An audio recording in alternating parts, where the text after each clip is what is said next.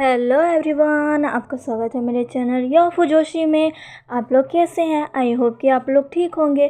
तो चलिए हम अपनी स्टोरी की स्टार्टिंग करते हैं। लास्ट पार्ट में हमने देखा था कि जिनलिंग की वजह से आयुवान को चोट लगी थी, जिसकी वजह से आयुवान को यानली विंग के साथ हॉस्पिटल ले जाती है। विंग जो कि बहुत ही ज़्यादा परेशान था और वो रो रहा था। उसे लग रहा था कि वो उसकी गलती की वजह से हुआ है। उसे आयुवान को डिफेंस करना चाहिए था, उसे रोकना चाहिए था, पर उसने कुछ भी नहीं किया, जिसकी वजह से वो ये हुआ। याली उसे समझाते हुए कहती है उसकी वजह से कुछ भी नहीं हुआ। वांग जी को जब ये खबर पहुंचती है तो वो भागा भागा हॉस्पिटल आता है, जहां पर वो विंग को देखता है जिसकी हालत पहले ही ख़राब है। वो रो रहा है और वो खुद को गुनहगार मान रहा है कि उसने आयुवान का अच्छे से ख्याल नहीं रखा, जिसकी वजह से वो वांग जी से माफ़ी भी मांगता है।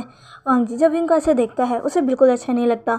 वो विंग को सीधा हक कर लेता है, जिससे विंग यानली दोनों शॉक हो जाते हैं। पर यानली जब देखती है वांग जी विंग को कंसोल कर रहा है, उसे कह रहा है कि उसकी गलती नहीं है, उसने कुछ नहीं किया, वो खुद को गिल्टी ना माने, खुद को दोषी ना माने, जिसे देखकर यानली बहुत खुश हो जाती है। कुछ समय बाद डॉक्टर बताते हैं कि आयुवान अब ठीक है। कुछ देर बाद वो उसको घर ले जा सकते हैं। उसके बाद सारे आयुवान से मिलते हैं, उसे देखते हैं वो ठीक है। और फिर आयुवान को कुछ समय बाद वांग जी अपने साथ घर ले जाता है और फिर यानली भी अपने घर जाती है, जहाँ पर वो घर जाकर जिनलिंग को बहुत डांटती है, उसे उसकी गलती बताती है कि आखिर उसने क्या किया है और उसके कारण आयुवान की हालत कितनी ख़राब है और अब उसे आयुवान से माफ़ी मांगना पड़ेगा।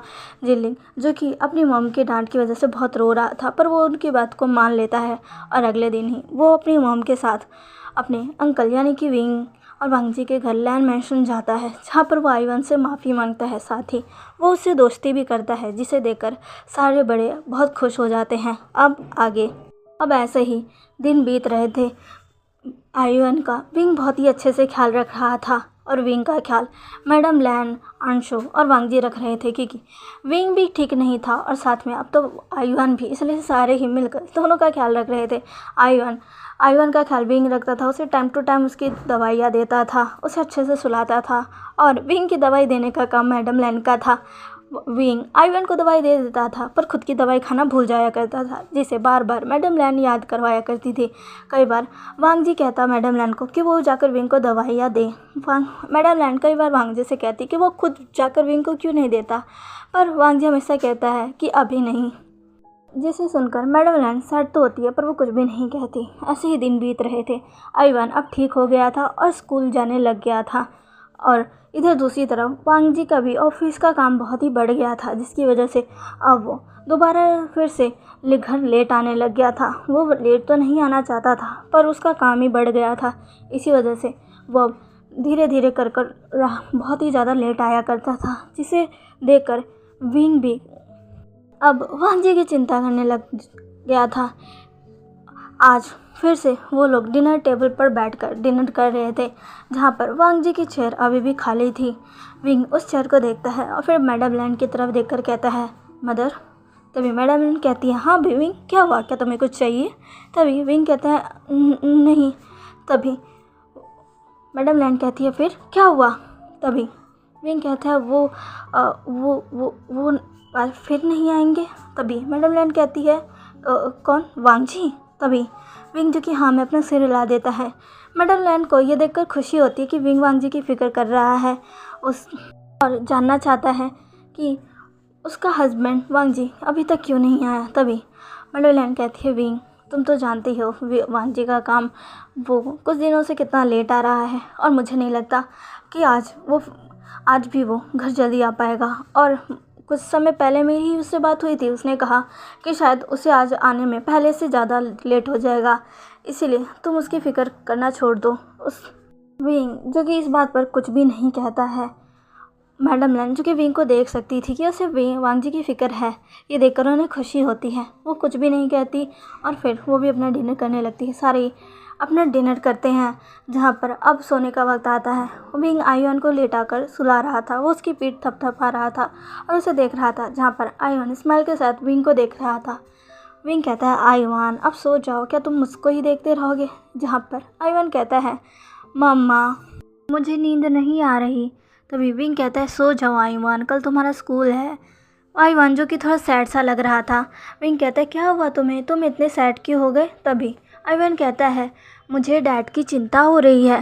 तभी विंग कहता है क्या डैड की, पर क्यों। तभी आयुवान कहता है आपको पता है मम्मा, डैड जब भी ऐसे देर रात तक नहीं आते हैं ना, वो डिनर भी नहीं करते, जिसकी वजह से उनकी तबीयत ख़राब हो जाती है। विंग कहता है क्या। तभी आयुवान कहता है हाँ आपको पता है जब आप नहीं थे ना तभी भी डैड हमेशा ही लेट आया करते थे, मैं तो उनको देख भी नहीं पाता था। और ऐसे ही डैड की एक दिन तबीयत बहुत ख़राब हो गई थी। जब डॉक्टर अंकल ने चेक किया तब उन्होंने बताया कि डैड अच्छे से खा नहीं रहे थे, वो अपना डिनर भी नहीं कर रहे थे, इसी वजह से वो थोड़े से वीक हो गए हैं। जिसके बाद ग्रैंडमा ने डैड को बहुत डांटा था, मैं वहीं था इसलिए मुझे सारी बातें याद है। डैड अपना ख्याल नहीं रखते, जिसकी वजह से ग्रैंडमा उन पर बहुत गुस्सा करती है। विंग जब ये सुनता है तो उसे वांगजी की फ़िक्र होने लगती है। उसे पता है कि जब भी वांगजी ऐसे ही अपने खाने पीने पे ध्यान नहीं देता तब उसकी हमेशा ही हालत ख़राब हो जाया करती थी। जब वो और वांगजी अपनी टीनेज में थे, स्टडी कर रहे थे, तब भी जब वांगजी पढ़ाई के चक्कर में कभी कभी खाने को स्किप कर दिया करता था तब उसकी तबीयत कितनी ख़राब हो जाया करती थी। विंग को आज भी याद है, विंग जब जाकर वांगजी को देखता तो वांगजी बहुत ही ज़्यादा वीक लगता, जिसकी वजह से विंग भी उसे डांटा करता और कहता कि वो अपना खाना क्यों स्किप करता है, उसे खाना चाहिए, बहुत खाना चाहिए, उसे कभी भी खाने को छोड़ना नहीं चाहिए। जहाँ पर मैडम लैन भी विंग का साथ देने लग जाती थी। दोनों को खुद पर गुस्सा करते हुए देखकर वांगजी हमेशा ही कहा करता था कि वो तो बस अपने आने वाले एग्ज़ाम की तैयारी कर रहा था, जिसकी वजह से वो अपने खाने पीने पर ध्यान नहीं दे पाया। वो आगे से ये गलती नहीं करेगा, जिस पर मैडम लैन हमेशा ही उसे कहती कि आगे से अगर ये गलती हुई तो वो उसे छोड़ेगी नहीं। और विंग कहता रहता कि लंजा मैं तुम्हें बिल्कुल भी नहीं छोड़ूंगा अगर तुमने फिर से ये सब किया तो। जिस पर वांगजी उसे घूरते हुए कहता विंग, जिस पर विंग कहता है क्या क्या कहना चाहते हो तुम। हाँ, एक तो तुम खुद का ध्यान नहीं रखते, अच्छे से खाते नहीं हो और मुझ पर गुस्सा कर रहे हो। लंजा तुम ऐसा क्यों करते हो, तुम्हें कुछ हो गया तो क्या तुम मेरे बारे में नहीं सोचोगे, तुम्हें कुछ हो गया तो मेरा क्या होगा। ये बातें सुनकर वांगजी के गाल और कान दोनों ही रेड हो जाया करते और मैडम लैन बस हंसने लगती और वांगजी कुछ भी नहीं कहता, बस विंग की बातों को सुनता रहता था। विंग उस समय को याद करने लगता है, अपनी मॉम को कहीं खोया देखकर।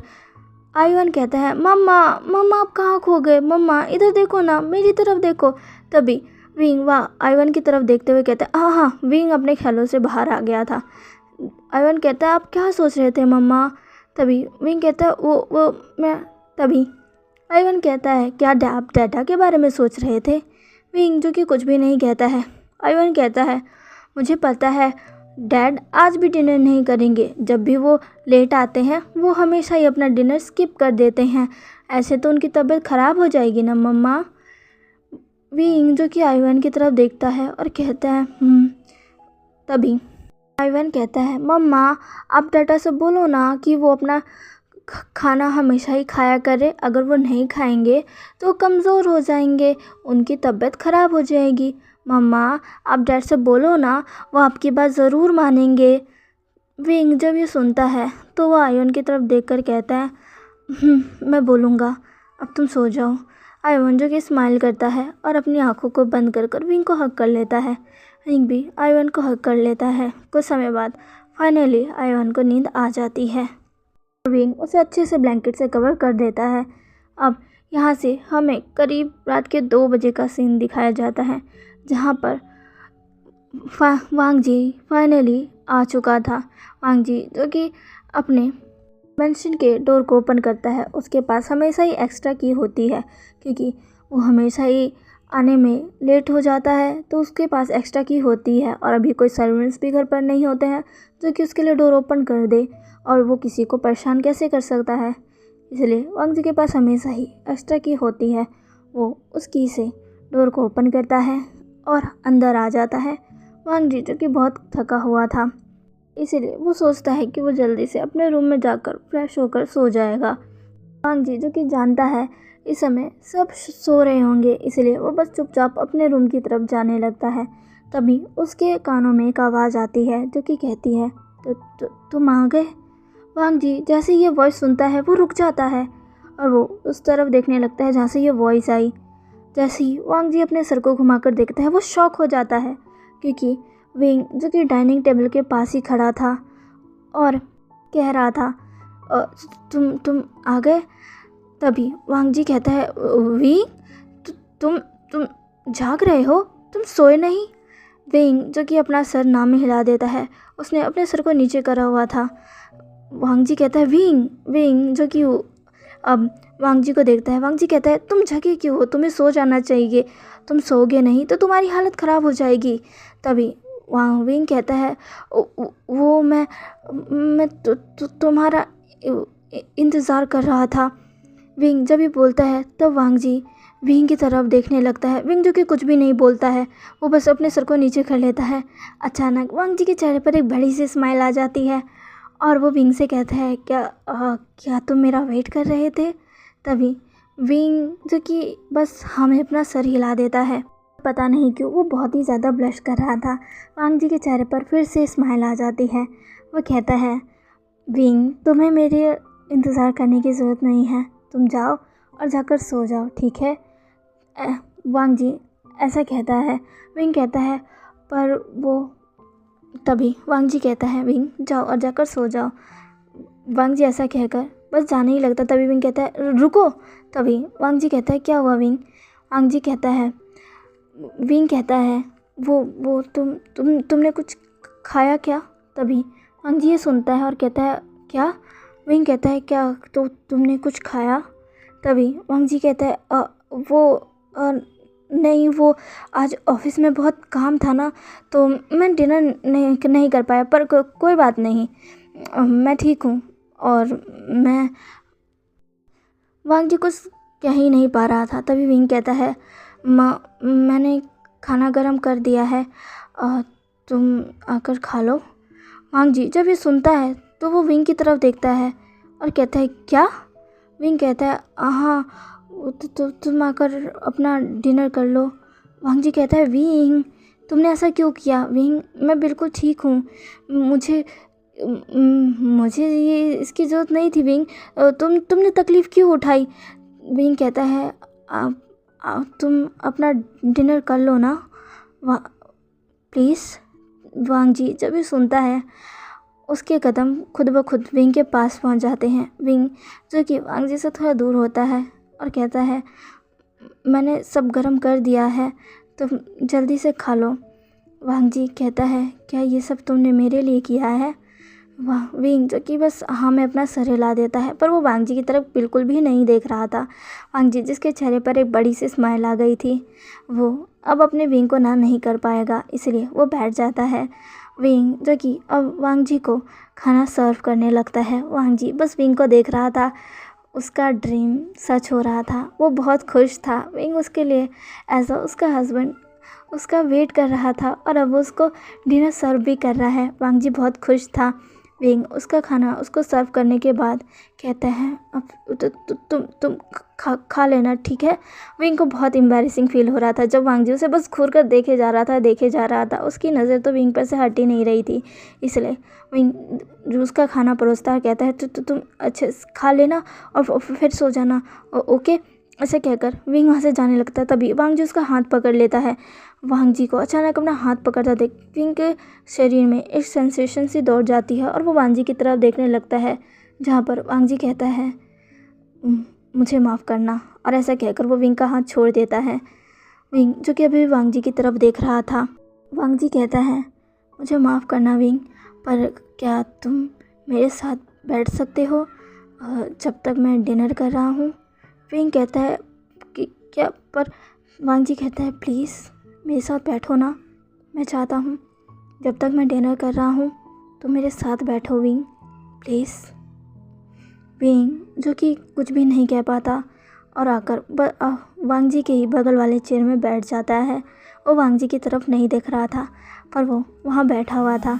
वांग जी को इसी से ही बहुत तसल्ली मिल रही थी, वो बहुत खुश था। स्माइल के साथ अब अपना डिनर कर रहा था।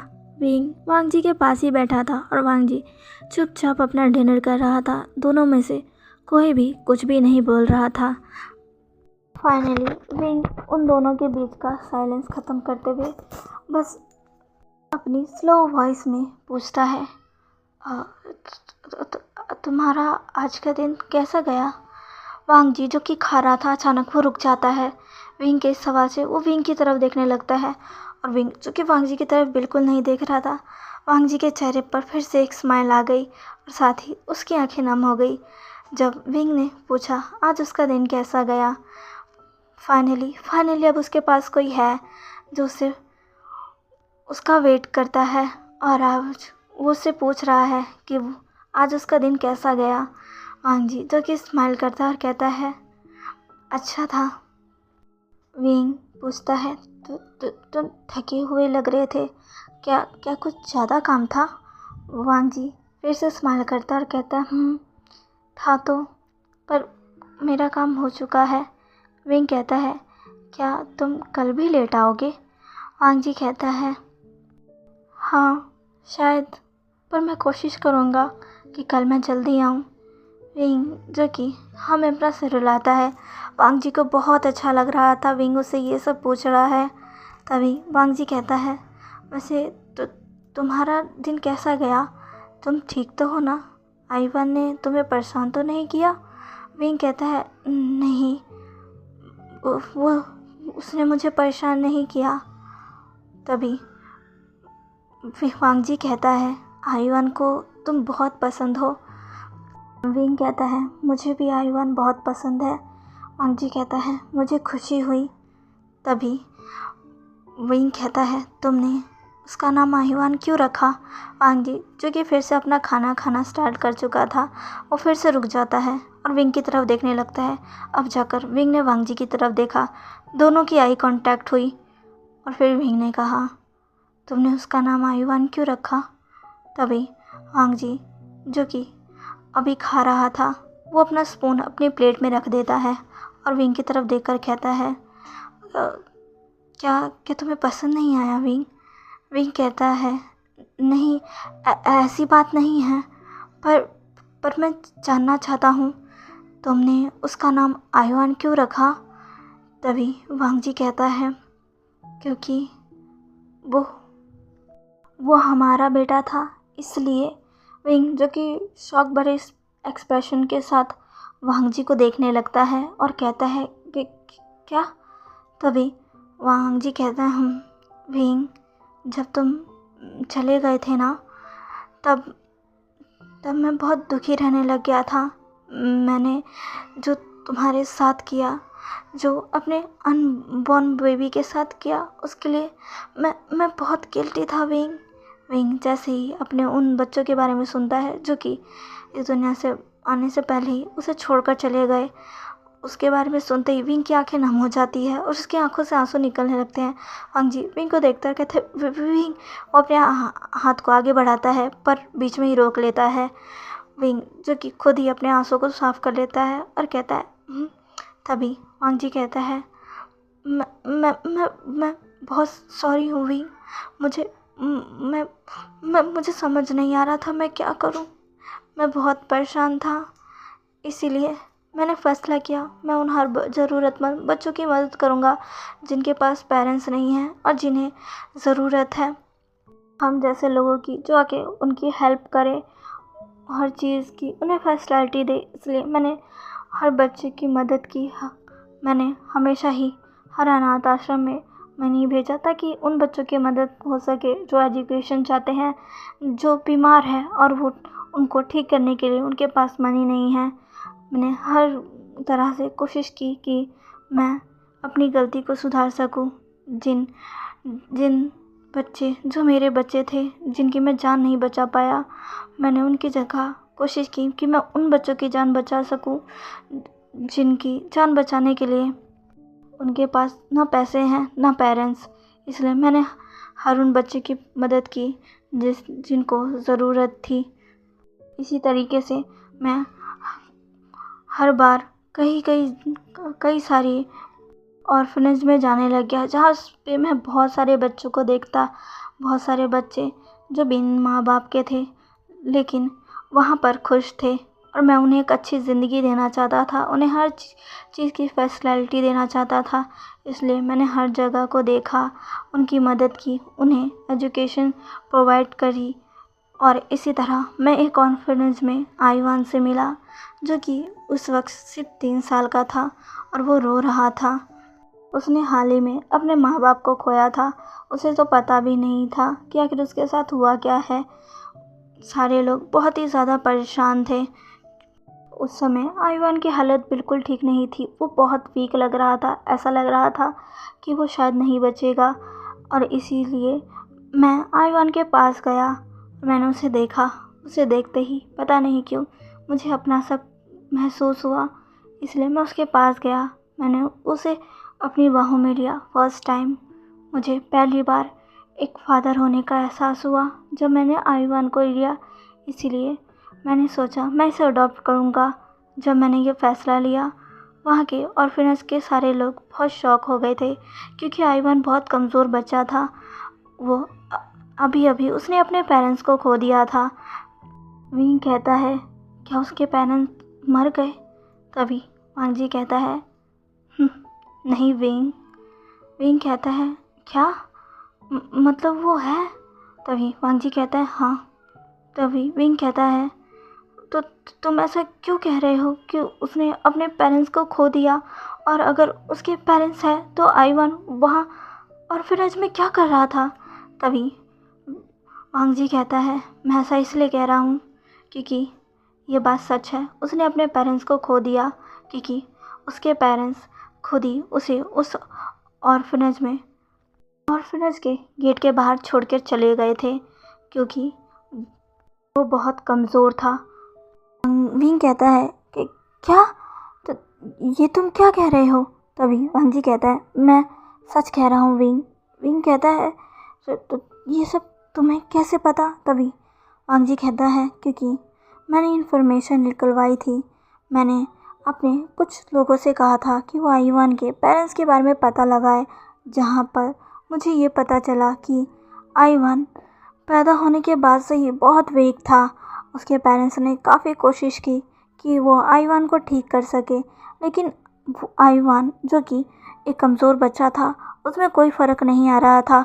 उन्होंने 3 साल वेट किया, लेकिन 3 साल के बाद भी जब उन्हें कोई फ़र्क नहीं दिखा और उन्हें ऐसा लगा कि आईवान एक बहुत ही कमज़ोर चाइल्ड है और शायद वो आगे सर्वाइव भी ना कर पाए, इसलिए उन्होंने उसे ऑर्फनेज के बाहर छोड़ दिया कि उसे ऑर्फनेज के लोग अडॉप्ट कर ले, क्योंकि वो एक कमज़ोर चाइल्ड नहीं रखना चाहते हैं।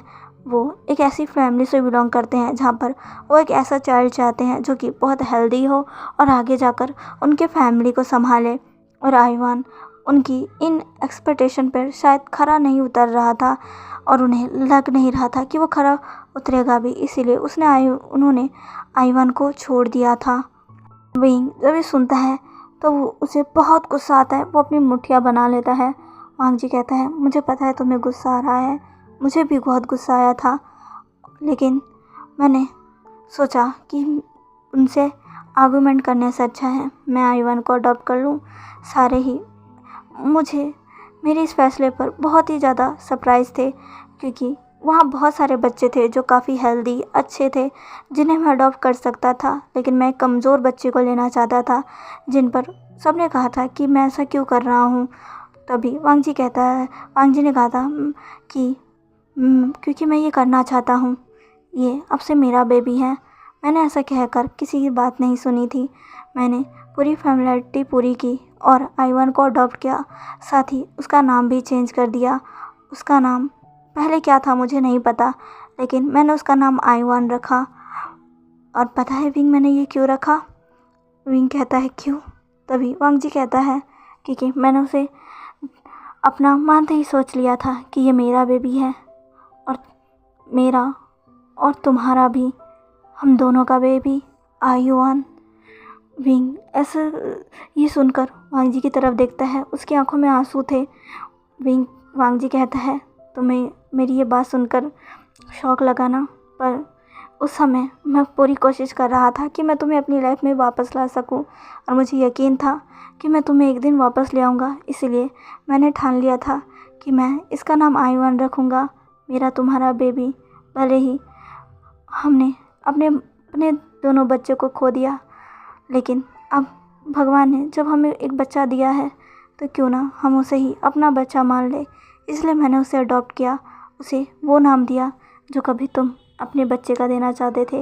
मुझे माफ़ कर दो विंग, मुझे तुम्हें से पहले पूछना चाहिए था। विंग कहता है कोई बात नहीं, वैसे भी आयुआन नाम शायद आयुआन के लिए ही बना है, उस पर बहुत सूट करता है।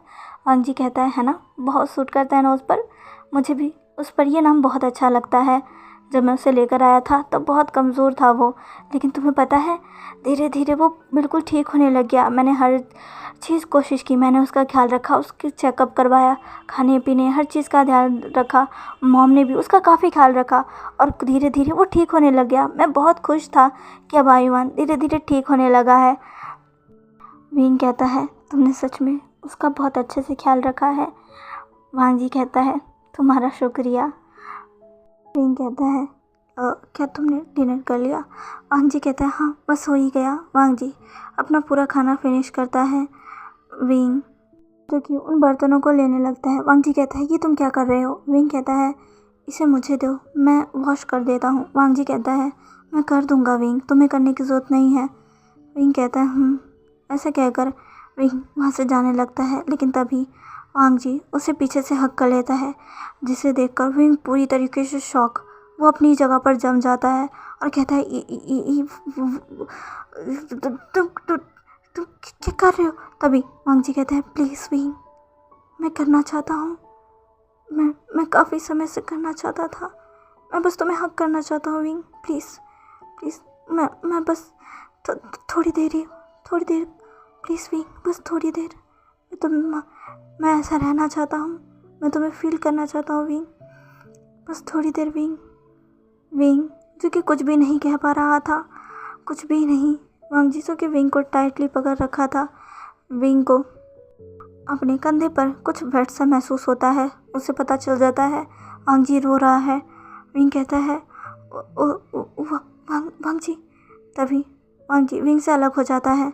विंग जो कि पीछे मुड़ने ही वाला था, तभी वांग जी कहता है जाओ विंग, सो जाओ, वरना आयुआन उठ जाएगा, तुम्हें उसके पास जाना चाहिए। विंग जो कि पीछे मुड़ने वाला था, पर वांग जी उसे मुड़ने नहीं देता और कहता है विंग जाओ। विंग जो कि अब कुछ भी नहीं कहता और वहाँ से चला जाता है। वांग जी जिसकी आंखों में आंसू थे वो बस विंग को देख रहा था। तो चलिए गाइस, आज का पार्ट आपको कैसा लगा प्लीज़ प्लीज़ प्लीज़ मुझे कमेंट करके ज़रूर बताइएगा। और आपको क्या लगता है आगे क्या होने वाला है, और आयुआन के बारे में जानकर आपको कैसा लगा, प्लीज़ मुझे ये भी कमेंट करके ज़रूर बताइएगा। ओके, मिलते हैं, और प्लीज़ मुझे लाइक शेयर एंड सब्सक्राइब तो प्लीज़ प्लीज़ प्लीज़ करिएगा। ओके, मिलते हैं इसके नेक्स्ट पार्ट में, बाय।